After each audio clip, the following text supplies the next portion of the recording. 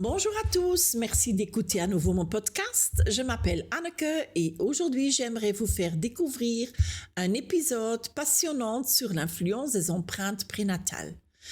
Pourquoi est-ce que je choisis d'abord ce sujet? Parce que je crois que si vous n'êtes pas conscient de l'effet de vos pensées et de vos actes, il vous sera difficile de changer votre situation. Cela vous apprend à accepter les changements constants de la vie et vous permet de mieux comprendre vos propres actions et motivations. Vous élargissez ainsi votre conscience et votre vie devient beaucoup plus facile. Il existe une discipline appelée psychologie prénatale, mais les connaissances à ce sujet sont encore assez limitées. J'ai moi-même beaucoup appris d'Anna Vermael, qui a consacré sa vie à ce sujet et dirige un centre de guérison en Inde. Qu'est-ce que la psychologie prénatale et périnatale? Il s'agit de cette période cruciale et déterminante de notre vie qui commence avant la conception et se poursuit après la naissance.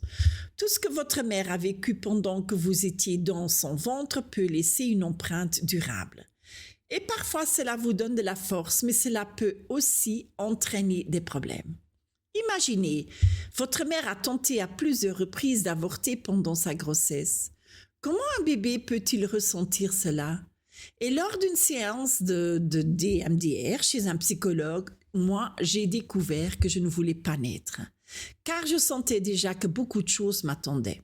Je ne me sentais pas la bienvenue dans ma famille et le sentiment d'oppression que j'ai ressenti entre le 5e et le 6e mois s'est avéré extrêmement angoissante lors de la réviviscence. Au cours de cette période, j'ai également perdu ma sœur à la suite d'une deuxième tentative d'avortement. Et tout cela a été profondément ancré en moi et a eu des conséquences importantes. Maintenant que j'en ai pris conscience, j'ai pu commencer à y travailler. Mais mon accident de plongée n'était pas une coïncidence, c'était une répétition de ce qui s'était passé dans l'utérus. Je devais revivre cette expérience pour pouvoir la laisser partir. Et tout comme dans le film Avatar, où l'océan symbolise une force maternelle qui donne la vie, nourrit et protège. Grâce à beaucoup d'aide et de créativité, j'ai beaucoup progressé dans ce domaine et c'est même devenu ma passion, de partager ces connaissances et de sensibiliser les autres à l'origine de leur douleur. Je sais que tout le monde n'ose pas regarder dans ce trou noir. Voilà, c'est comme ça. Cette prise de conscience m'a également permis de comprendre pourquoi certains schémas se répétaient sans cesse. Je vivais selon la programmation de ma mère. Cela m'a conduit à vouloir plaire à tout prix, à perdre mon autonomie et à avoir des problèmes relationnels. Et ces schémas continuent de se répéter jusqu'à ce que vous les compreniez. Comme j'ai manqué la symbiose avec ma mère, j'ai développé un comportement qui ne me rendait pas heureuse. Et voilà, ça c'est mon histoire. Aujourd'hui, je comprends aussi pourquoi elle agissait ainsi et je ressens une sincère compassion à son égard, ce qui ne signifie pas pour autant que j'approuve son comportement. Ça, c'est une autre histoire. Mais je peux désormais l'accepter avec indulgence.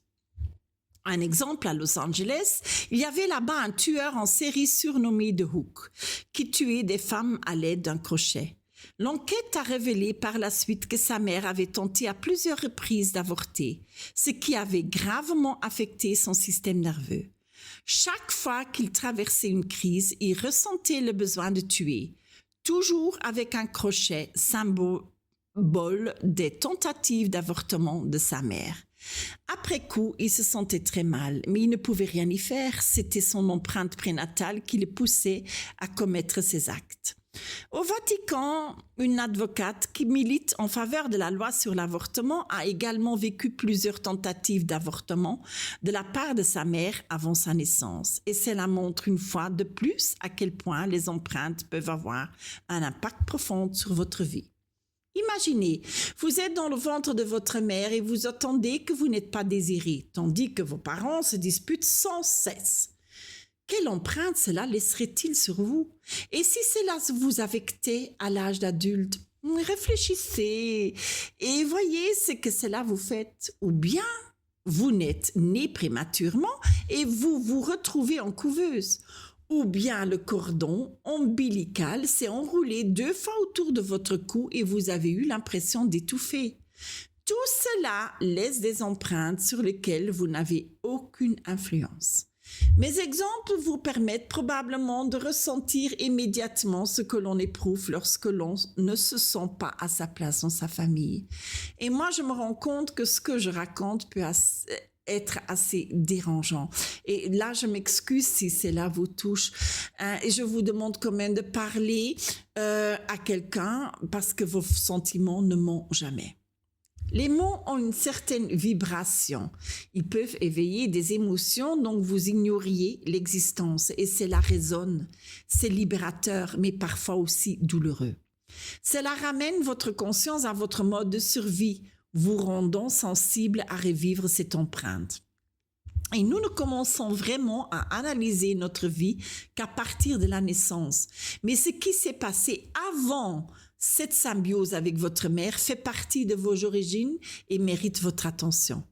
Si une réaction vous déclenche et revient sans cesse, il est bon d'examiner de où elle vient et à quel moment elle est apparue. Vous comprendrez ainsi pourquoi vous réagissez ainsi. Et laissez ensuite les choses suivre leur cours. C'est exactement ce dont cette émotion a besoin. Si vous pouvez guérir, assimiler et accepter cette émotion de cette manière, en la ressentant et en la laissant s'exprimer, elle aura beaucoup moins d'impact sur votre vie. Et vous reconnaîtrez les moments où vous vous dites « Ah, c'est encore cette vieille empreinte ».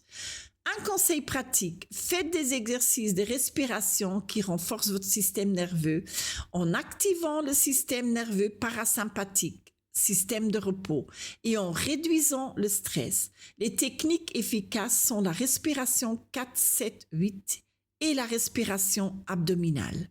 Vous avez trouvé cet épisode intéressant? Cliquez sur j'aime, partagez-le et merci d'être là. Bonne chance et à la prochaine.